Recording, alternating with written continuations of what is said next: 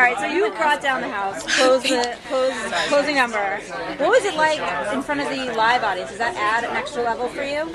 Well, the audience has been live from the beginning. I mean, you know, we were just taping before, but it's not like there were do-overs when we were taping before. So, I mean, we were still performing for live audiences for the blind audition and the battle rounds.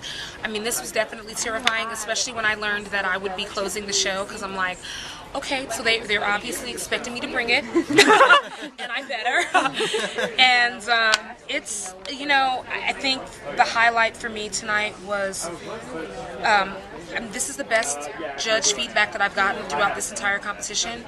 And I mean, I am just such a fan of CeeLo and Adams, and even Blake's, because my mom's from Texas, and you know, Dolly Parton wrote "I Will Always Love You" for Whitney, so I just think there's a connection between country and soul music, personally.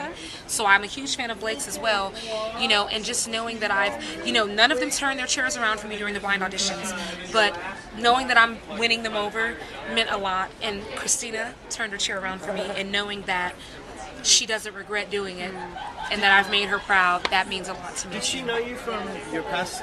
She did not. Wow. She didn't, and that's what was so amazing about it, because she was like, she asked CeeLo, like, how do you know her? Like, you know, and so she didn't know me from my past or anything, and she just turned around for me solely based on my voice, and that's what's been so amazing about this whole thing. People know you for your name before, now they know you for the voice. So how does that feel? It feels amazing, because that's all I ever wanted. You know, I think what broke my heart so badly with the Idol experience was that when I left Idol, most of the people remembered me because of the controversy surrounding me leaving the show.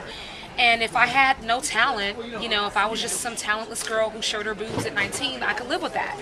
But it's like, you know, I was born to sing, and you know, I just couldn't live with that being my legacy when God gave me this voice, you know. And so this show symbolizes for me, win or lose, I get to walk away from the show and be remembered for my voice, and that's all I ever Is there want. redemption in it? Well, I don't know, some people may see it that way. I personally don't think I have anything to redeem myself from, because I didn't either. But, you know, it's definitely a chance to enlighten people who maybe were not Frenchie enlightened before now, and share my gift with a whole part of the world that I've never been able to share it with. And hey, CeeLo Green's a fan now. Hello. And that's And Christine, hello. She was so proud of me tonight, and that meant so much. That meant a lot to me, a lot. I love pop music, I love dance music. That's why I was so thrilled about Christina giving me this song. And what I'm learning from her is how to control the bigness of my voice and make it so that people still want to dance to it, you know? And that's what I'm enjoying. And the best advice she's given me, two things. She said, Frenchie, you're always so poised, and I love that about you, but you don't have to be perfect here, so let go. You know, because I come from Broadway, and that's a world where you have to kind of be perfect, you know? You get a little dirty. Exactly, but she's like, girl, you can have fun and get dirty and growl and do all, you know, all that stuff. And she gave me wonderful suggestions for my song. You know, a lot of the ad-libs and high notes and things, those were her suggestions, you know? So, that, and then also she gave a lot of great insight and advice on, you know, just allowing time to thicken my skin, because that's one thing that I'm struggling with, you know. And this, you know, I'm like, how is your skin just seems so thick, and it's like I read something mean about myself and then I cry about it, you know, and then my mother's like, I'm gonna need you to get over it because everybody ain't gonna like you, you know. And so, and I'm just, but I mean, I even feel like my skin's gotten thicker during this competition, and you know, that's something that I really admire and respect about her, because people say whatever they want about her, she's still gonna come on stage and sing her heart out, and she don't really give a damn, and I'm loving that, and I strive for that. You got to, I'm sorry, go on. you got to share the stage with her tonight. Yes. How was that experience, seeing Lady Marmalade with her and Team Incredible. Christina? Incredible. I mean, it was so much fun. If you would have told me years ago that one day I'd be on stage singing a Patti LaBelle song with Christina Aguilera, I would have been like, you're kidding.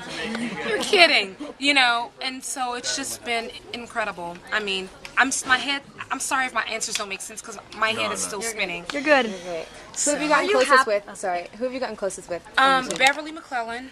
Definitely. She seems to be a favorite. Of the Yeah, night. she's one of my best friends here.